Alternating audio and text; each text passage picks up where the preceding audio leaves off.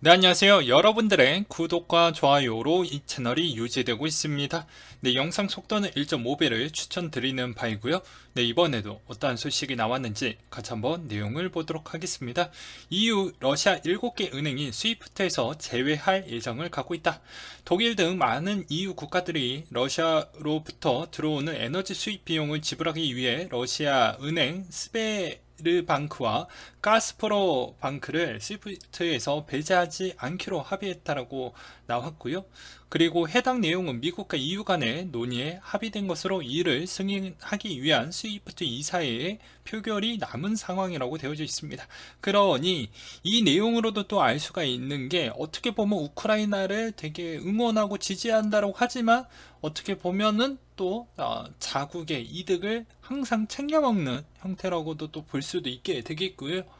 그리고 또 반면으로는 아무래도 이제 이 해당에 있는 이 물가에 계속 자극을 주고 있기 때문에 자칫 잘못하게 되면 생각보다 불경기가 진짜 심하게 오는 거 아니냐라는 그런 걱정거리도 좀 많이 나오고 있습니다. 그래서 장단기 스프레드 차도 상당히 많이 좁혀져 있기 때문에 그런 측면도 좀 고려를 해야 봐야 되지 않을까라는 생각이 들고요. 그래서 요새 전문가들에 따른 의견은 오히려 연준이 이번에 생각보다 금리를 1년에 올릴 수 있을 만한 금리 부분을 좀 많이 못 올리지 않겠냐, 횟수차도 좀 줄지 않을 것이냐라는 그런 의견들이 꽤 많이 나오고 있는 실정입니다.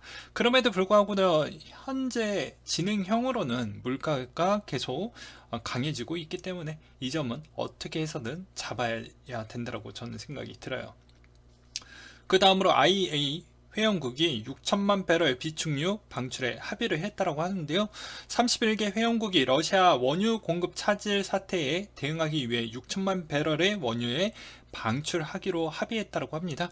그래서 아무래도 뭐 러시아에 따른 그런 부작용, 이 전쟁에 따른 부작용으로 인해서 인플레를 자꾸 자극을 시키고 있기 때문에 어쩔 수 없는 부분이다 라고 볼 수가 있게 되겠고요.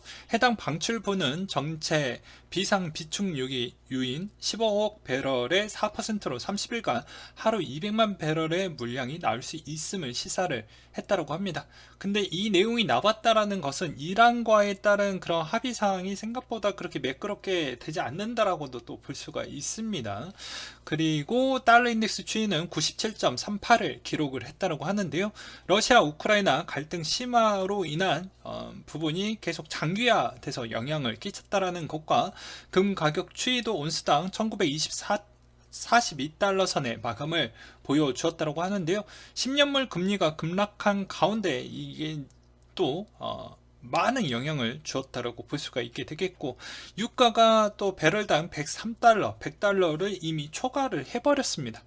비축류 방출의 합의에도 이거에 쉽게 가라앉지는 않을 것 같아요. 그래서 아무래도 스위프트 부분도 생각보다 언론 플레이로 적으로만 계속 압박을 주지 않겠냐, 정말 결과적으로 막을 거냐 막지 않을 거냐에 따라서 이 물가도 진짜 미칠 것 같다는 생각도 들기도 합니다.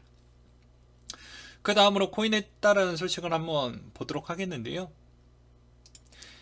이 이믹스 팔아서 번 2255억 원 수익이냐 부채냐, 4분기 잠정 집계 때 매출 처리 후 실적 부풀리기 지적이 되니 회계 기준원과 금감원에서 한번 물어봤다라고 합니다. 야, 너는 이게 뭐냐, 수익이냐 부채냐 자꾸 물어보는 거죠. 그래서 국제 회계 표준 는 IFRS라고 하는데요. 재고자산 영업산 판매 목적을 보유하는 경우, 그리고 재고자산에 해당하지 않는 경우 무형자산이라고 합니다. 그래서 이 기준이 조금 애매하다라고 볼 수가 있는데, 쟁점은 이제 위믹스 매각분을 매출로 잡을 수 있을지이다.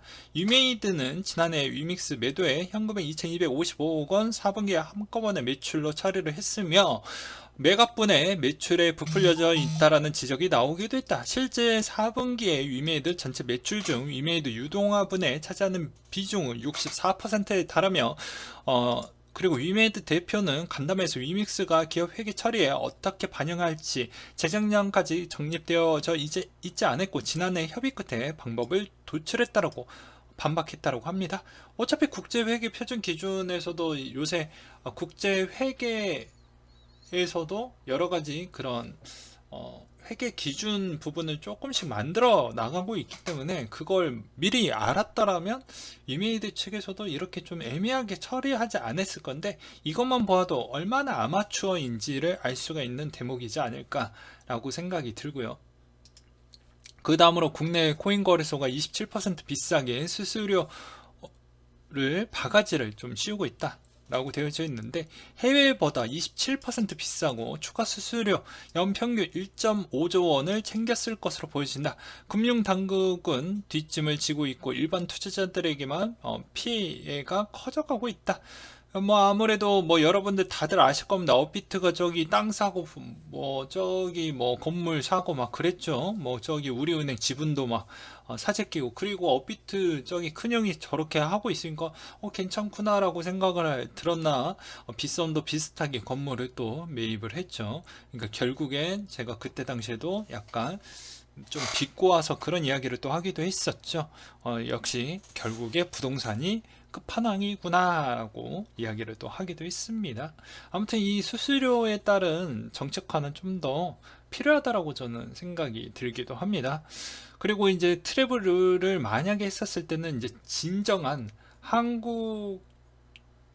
한국이만 거의 다 쓰는 그런 거래소로 될 것인데, 이게 어떻게 보면은 별로 좋지 않아요. 예, 별로 좋지 않습니다. 생각보다. 그러니까 그렇게 하는 이유가 뻔히 보이는데, 외화 유출을 어떻게 보면 방지하기 위한 그것 때문에 더욱더 엄격하게 하는 건 맞습니다.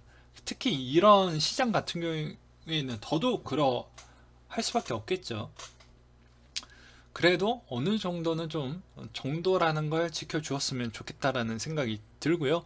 미국의 암호화폐 거블 우크라 사태로 탈달러가 가속화될 확률이 매우 높아지고 있다라고 해서 노보그라츠가 그런 이야기를 했다라고 하는데요.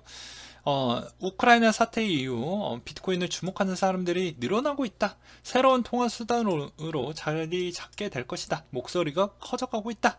루브라 가치가 30% 넘게 급락하면서 기존의 통화 수단 역시 불안정할 수 있다라는 사실이 증명을 함으로써 대체안으로 좀 성장을 했다라고 표현하는 게 맞는 것인데, 이걸 또 다른 통화 수단이라고 이렇게 자극을 해서 뭐 새로운 뭐 어떤 분들은 뭐 또 다른 기초 통화로 또 봐야 되지 않겠냐, 이렇게 표현하는 건 전 바람직하지 않는다라고 보여집니다. 그냥 또 다른 옵션 사항이다 라고 표현하는 게 맞을 것 같고요. 이렇게 극단적으로 진짜 그게 치닫는 경우잖아요. 전쟁이라는 건. 그 정도 상황으로 몰리지 않고서야는 비트코인 정도가 그나마 좀 활용도가 있구나 라는 정도인 것이지, 어떤 특정 나라가 자국에 있는 화폐가 어느 정도 훼손이 많이 되지 않고서야는 절대적으로 비트코인에 정말 투자 기금을 빼놓고 그렇게 가기에는 좀 어려운 부분도 없지 않아 있습니다. 특히나 이제 트래블 룰로 인해서 더욱더 좀 불편한 감이 꽤 있어요. 그래서 생각보다는 좀 더 지켜봐야 되긴 하겠지만, 오히려 투자적인 측면이 조금 더 진하고 통화적인 측면은 좀 더 봐야 되지 않겠냐라고 저는 조심스럽게 설명을 좀 드리고 싶습니다. 그리고 벼락거지 아닌 진짜 거지가 됐다라고 해서 뭐 이런 내용이 나온 게 있는데요. 대한민국 상위 10% 기준이라고 하는데 그게 17억 9천만 원이라고 합니다. 17년도만 해도 13억 9,916만 원이라고 했는데, 상위 10%가 자산이 빠르게 증가하는 사이 자산 하위 10%는 순자산이 줄었고, 저소득층 지원은 꾸준히 확대가 됐지만 양극화를 심하게 있었다. 저는 솔직히 양극화 부분을 뭐 좁혀보자라는 것에 노력을 하는 거는 어느 정도 동의를 하지만, 이 격차를 줄일 수는 없어요. 그걸 자꾸 말로서 자꾸 포장하고 줄일 수 있다라고 얘기하는 사람들은 정말 경제 1도 모른다라고 저는 설명하고 싶습니다. 그래서 아무래도 이제 5년 새 빚 더 늘어난 순자산 1분위권이라고 되어져 있어서 그만큼 자산 부분에 따른 관리도 좀 필요할 것 같고요. 여기에서는 뭐 내용은 없지만 이번에 20대 30대 대출 비중이 생각보다 커서 이번에 금리가 올라가게 되면 앞으로 더 힘들어지지 않겠냐. 벌써 2번 이상 올렸잖아요. 그래서 이번에 또 올라가게 되면 신용대출 부분은 쉽진 않을 것으로 본다라고는 이야기도 꽤 많이 나오고 있는 실정입니다. 그만큼 투자도 적극적으로 하되 본인의 지금 시장의 상황에 맞게끔 투자 규모도 조금은 어떻게 보면 잘 관리하면서 하시길 좀 바라겠고요. 네, 그 다음으로 싼 수수료에 이용자 몰리고 있는데 여전히 느리고 불편한 클레이튼. 어떻게 보면 좀 난관이라고 볼 수가 있게 되겠습니다. 이더리움에 비해 수수료가 저렴한 덕분에 NFT 발행에 팀들이 클레이튼에 몰리지만 네트워크 성능 수요가 뒷받침하지 못한다라는 비판이 나오고 있다라고 하네요. 그 다음으로 위메이드에서 블랙샷 모바일 위믹스 플랫폼에 합류했다 라는 내용이 또 나온 게 있었고요. 1인칭 뭐 그런 게임이라고 합니다. 그리고 바이낸스 우쿠라 요청에도 러시아 계좌 차단하지 않을 것이다 라고 이야기를 하고 있는데, 뭐 저번에도 이야기를 했죠. 충분히 공격적인 대상이 들어갈 수 있는 걸 루브라 마켓을 갖고 있는 거래소들은 분명히 그런 영향성을 받을 수도 있을 수도 있다 라고도 설명을 하기도 했습니다. 근데 아무래도 바이낸스 입장에서는 굳이 그렇게 할 필요성이 없죠. 왜냐면 거래 수수료 장사가 더 잘 될 거니까 굳이 뭐 특별한 경우가 아니고서야는 막지 않을 것으로 보여지고요. 그 다음으로 이게 이제 루브라 쪽에 있는 거래 부분이 생각보다 많이 튀었다라는 걸 볼 수가 있습니다. 생각보다 많이 튀었다라는 걸 볼 수가 있는 대목이 될 것 같고요. 그리고 제가 실시간 방송에서도 저번에 설명을 드리기도 했었죠. 3월 1일자 기준으로 해서 실시간 방송 지금도 올려놔져 있는 것도 그때 당시에도 이게 상해에 있는 거래소 부분 거를 하나 가지고 와가지고 그때 통계 부분을 보여드리기도 했었죠. 그래서 루브라 부분이 12.1%였는데 한번 제가 오늘 부분으로 볼 수 있는 자료를 다시 한번 보여드리도록 하겠습니다. 엑스모 거래소 기반으로도 17.9%. 이 말의 의미는 엄청나게 많이 대체 부분으로 사용을 하고 있다라는 것인데, 이게 전쟁이 생각보다 오래 가는 것도 우리한테 별로 좋지 않고 코인한테도 별로 좋지 않고 빠른 시일 안에 끝나도 별로 좋지 않아요. 오히려 적당한 선에서 천천히 좀 끊어주길 바랄 뿐입니다. 물론 전쟁은 빨리 끝나는 게 좋겠죠. 근데 저는 투자적 관점으로 이야기를 하기 때문에 도덕적 관점과 투자적 관점은 둘 다 가져갈 수 없어요. 그거 가지고 저를 상당히 비난하거나 비판하시면 안 됩니다. 그 다음으로 이제 뭐 이렇게까지 볼륨이 늘어난 배경을 또 보게 되면, 자, 러시아계에서 가계 신용대출 금리가 연 70%에 육박을 했다. 기준금리 이제 20%를 인상을 했다라는 것은 다들 알고 계실 것입니다. 근데 이제 신용대출 금리가 거의 최저가 11에서 많게는 70%대까지 된다라고 하니까, 아니 이게 되게 웃긴 거죠. 네? 맞잖아요. 아무리 못해도 최저 연 21%로 인상을 한다는 건 이 금리를 이렇게 준다라는 의미로도 볼 수가 있는데, 이거 매번 바뀔 것 같습니다. 더욱더 올라갈 것 같은 느낌이 보여지기도 하는데요. 그만큼 이것에 따른 불확실성이 커지다 보니까 최악의 대체 수단을 계속 찾을 수밖에 없다라는 것이겠죠. 그렇게 좀 보여주었고요. 그리고 그 다음으로 3월 25일 날 정말 중요한 날입니다. 예, 국내에서 트래블 룰 상황 예상이라고 해가지고 올려놨던 아나콘다 다람쥐님께서 올려주셨는데요. 업비트 우선 국내 거래소 트래블을 적용해서 출금 허용한다. 원칙적으로 해외 거래소는 모두 출금 불가하나 추후 검토해서 지원 거래소 공지할 예정이다. 메타마스크도 출범 안 될 것으로 보여지고, 빗썸은 국내 거래소 트래블을 적용해서 출금 허용하고 해외 거래소 코인베이스, 크라켄, 코인체크, 비트플라이어, 바이비트, 제미니, 코인리스트 등등등등등등 해서 바이낸스도 나중에 좀 넣어주었죠.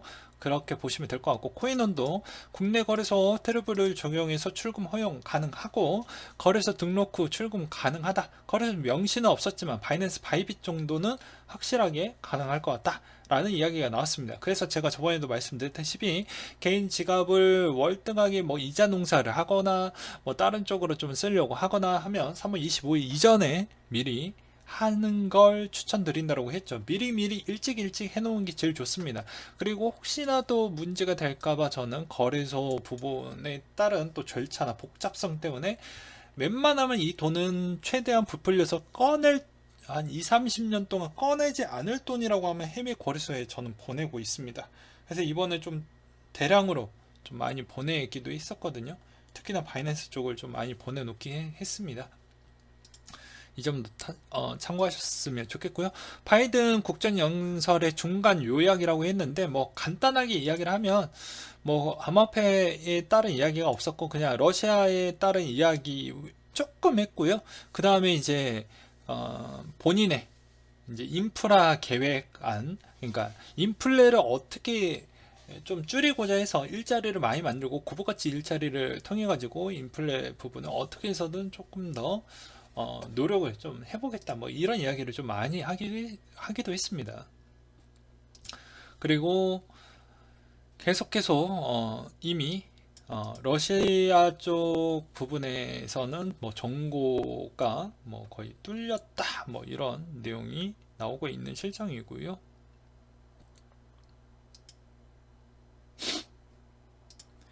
이런 어려운 장에서도 3월 달에는 충분히 우리가 대응을 잘 해야 되는 부분이 있습니다.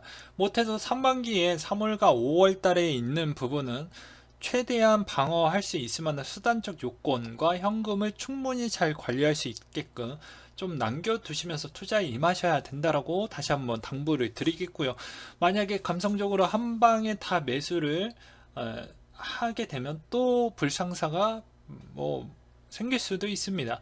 그렇기 때문에 적절하게 잘 보셨으면 좋겠고, 아무래도 이제 러시아 입장에서 뭐 제가 다시 한번 주관적으로 좀 설명을 드린다고 하면, 러시아 입장에서는 전쟁을 빨리 끝내기 위해서 전쟁의 강도를 높일 것입니다. 뭐 민간인 뭐 사고나 사망 부분을 날 수 있는 그런 도심권에다가도 미사일을 쏠 확률이 매우 높아지고요. 우크라이나는 이걸 장기전으로 가게 되면 본인한테 유리하다라는 걸 충분히 느끼게 될 것입니다. 근데 아무래도 이제 주변 국가들도 이걸 장기전을 별로 좋아하진 않을 거예요. 응원은 하지만 그렇지 않을 겁니다. 왜냐하면 이게 물가가 미쳤기 때문이죠. 그래서 중간에 회담을 빨리 가져가려고 하는 러시아 입장과, 그리고 어떻게 보면 뒤에서 보이지 않는 그런 주변 국가들에 대한 그런 생각도 있기 때문에 지금의 단기적인 수급과 볼륨은 충분히 러시아 쪽에서 많이 나오고 있고, 또 우크라이나 쪽으로 보내려고 하는 그런 또 돈들이 꽤 있기 때문에 오히려 그 두 개가 어떻게 보면 원 플러스 원으로 또 작용을 시켜주면서 시장이 생각보다 좀 분위기가 좀 영향을 끼쳤다. 단 어떻게 보면 장기적으로 보았을 때는 올해 뭐 상반기를 제외하고 하반기 때부터 만약에 물가가 천천히 내려가기 시작을 하면 불경기 부분이 올 수 있다라는 전문가들의 따른 의견도 있기 때문에, 뭐 하반기가 아니더라도 내년부터 만약에 불경기가 온다라는 의견도 조금씩 나오고 있기 때문에 그 점을 어떻게 잘 극복을 할 것이냐. 그래서 너무 과한 물가도 우리한테는 별로 좋지 않는다 라고 저는 표현하고 싶습니다. 왜 그런지 아시잖아요. 베네수엘라처럼 만약에 하게 되면, 저번에도 이야기를 했지만, 이게 내가 콜라를 1만원이라고 하면 비싸다라고 하는데, 그래도 내 월급에 들어가는데 이게 이제 공이 하나 더 붙고 공이 하나 더 붙으면 이제 미쳐버리는 거죠. 뭐 100만원? 그럼 내가 이게 생활이 안 되는 거죠. 그러면 은행에서 이제 돈을 빼서 어찌저찌 생활비를 어떻게 생활용품을 살 수가 있을 것입니다. 근데 이제 예금 해놨던 돈도 다 인출을 해가지고 쓰게 되면 끝나는 거죠. 그래서 극단적으로 제가 표현해서 좀 그렇긴 하지만, 이게 인플레 부분이 전 세계에 많은 영향을 끼치기 때문에 오히려 코인의 신흥국들이 대부분 코인 투자 부분도 꽤 크지만, 앞으로의 그런 신흥국들에 따른 경제적 체력이 생각보다 많은 손실을 주게 되면, 기존의 선진국 대비 빼놓고는 신흥국에서 들어올 수 만한 투자 규모는 생각보다 많이 크지 않기 때문에, 오히려 그게 초장기적이나 장기적으로 바라보았을 때 투자 규모가 적어지니까 그만큼 올라가기가 버거워지게 됩니다. 그래서 웬만하면 적당한 선에서 좀 마무리가 좀 잘 되었으면 좋겠다라는 이야기로 좀 끝내 보도록 하겠고요. 그 다음에 아직도 뭐 사지 못해서 많이 걱정됩니다라고 하지만 3월에도 충분히 기회가 오고 그 기회에서 많이 하루 만에 등락폭이 좀 커졌을 때마다 접근하는 전략으로 한번 해보는 것도 나쁘지 않을까 싶습니다. 네, 이상으로 마치도록 할게요.